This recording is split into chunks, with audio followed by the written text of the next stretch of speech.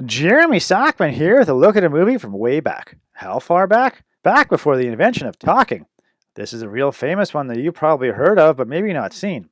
It's a good thing I have. That makes it a whole heck of a lot easier to tell you all about it. It's the Phantom of the Opera starring the long-dead Lon Chaney, and this one shows that even back then a movie could be about more than it appeared. So let's take a look. The Phantom of the Opera is set, go figure, in an actual opera. Seems Carlotta is the reigning diva, but Christine is rising up the ranks. When the owners of the place suddenly sell, they spook the new guys with stories of a ghost. But the stories turn real when the ghost demands that Christine sings lead instead of backup. Carlotta and crew laugh that off, but when the chandelier falls and the patrons under mysterious circumstances, everyone gets the message.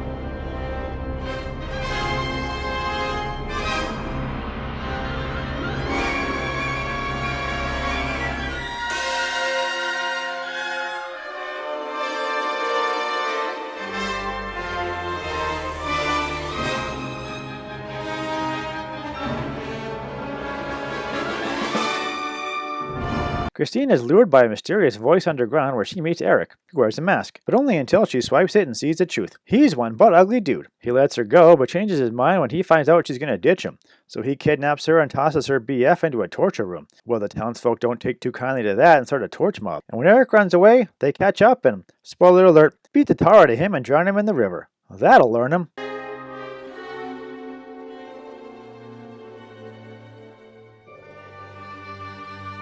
Now, Phantom of the Opera is known today as a big-time Broadway musical, but back before the invention of Broadway musicals, it was this movie. And this movie tells a tale as old as time. Ugly dudes just can't catch a break. Not only do women walk all over them, but they're only good for fish food.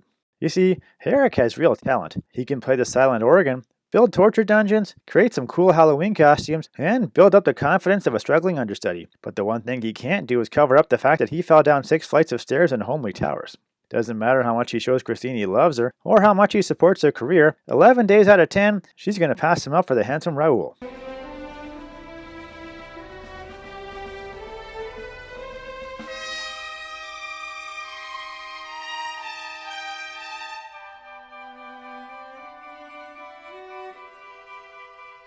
And that's the real tragedy here. This movie wants to show you not only how superficial career women are deep down, but also help those less than attractive guys out there avoid wasting so much time and effort on a gal totally out of their league. If you're balding, have bad teeth, and can't afford an apartment with a window like Eric, then don't go after the gorgeous singer babe. Set your sights a whole heck of a lot lower and you'll avoid his fate. Driven to madness and murder and killed by society. It's no coincidence that people were willing to let Eric live as long as they didn't have to see his nasty features, but once he was out above ground, they stomped him out like a gross beetle.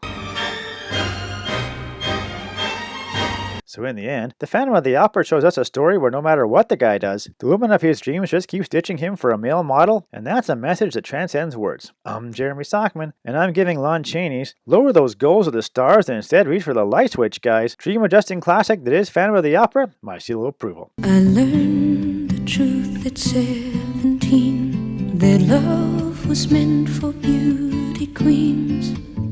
In high school, girls with clear-skinned smiles who married young and then retired. The Valentines I never knew, the Friday night charades of youth, were spent on one more beautiful. At 17 I learned the truth. And those of us with ravaged faces, lacking in the social graces, desperately remained at home, inventing lovers on the phone, who called to say, come dance with me, and murmured vague obscenities.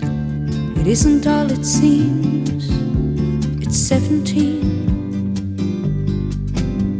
A brown-eyed girl in hand-me-downs, whose name I never could pronounce, said, pity please the ones who serve, they only get what they deserve. In the